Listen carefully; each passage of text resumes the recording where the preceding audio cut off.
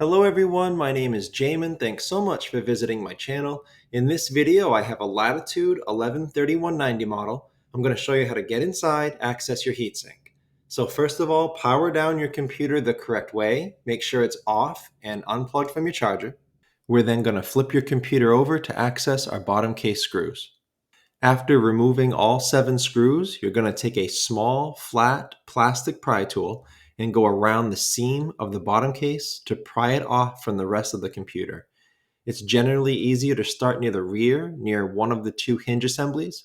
Work your way in one direction, and if you get stuck, leave it, start on the other side, and go in the other direction.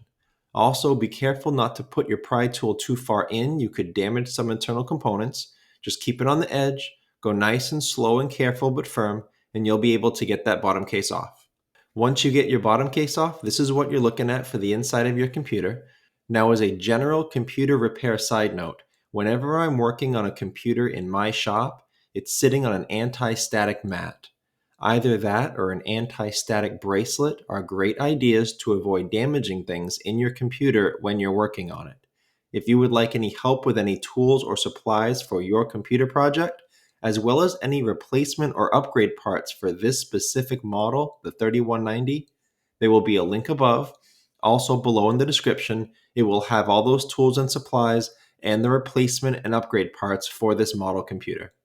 Now, before I touch anything in a laptop, I always remove or at least unplug the battery. Computers are safest to work on when as little power as possible is running through them. The battery is right here near the bottom of my screen. It's held in by 3 screws near the red arrows. It plugs into the motherboard here near the green arrow. And there's a piece of black tape near the blue arrow that you have to undo to get that battery out. As far as the plug goes to unplug it, this goes for any wires or cables in a computer. Don't pull on the actual wire if you can help it. Just manipulate the plug. If you pull on wires, sometimes it can damage them or it can pull the wires right out of the plug. So in this case, there's a grip on either side of that battery plug. You can use your fingernails or a pry tool to wiggle that right out of that port. Okay, so now that our battery has been removed, or again, at least unplugged, it's safe to proceed deeper into the computer.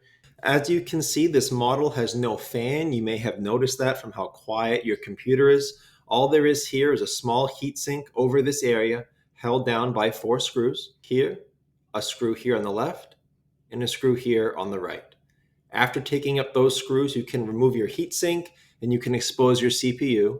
One quick word of caution about this kind of operation: when you take off a heatsink in a laptop computer, a little bit of the thermal paste stays on the heatsink and the rest will stay on the CPU, GPU, whatever it's on. If you do that, then you have compromised the workings of your thermal paste and it should be reapplied.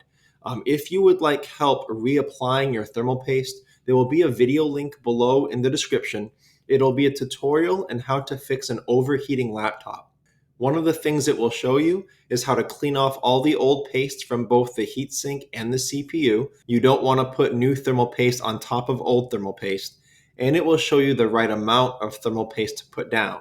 If you put down too much thermal paste, you could end up locking heat in rather than facilitating its transport out. So again, that video will be below in the description if you would like help with that. But that's the end of this video, how to get inside the Dell Latitude 3190 and access your heatsink CPU area. Thanks again so much for watching. Please remember to like and share if this helped you out, if you think it can help someone else out. And feel free to subscribe if you enjoy DIY computer content like this, or if you just want to keep me on hand to answer any of your future computer questions. I do try to answer all questions throughout my channel at least a couple times a day. Also, feel free to check out the related links section below in the description. From time to time, I do try to add things in there that I think will help you with your general computer life, make it more productive, more enjoyable. So thanks again for watching, everyone. I look forward to seeing you on my next video.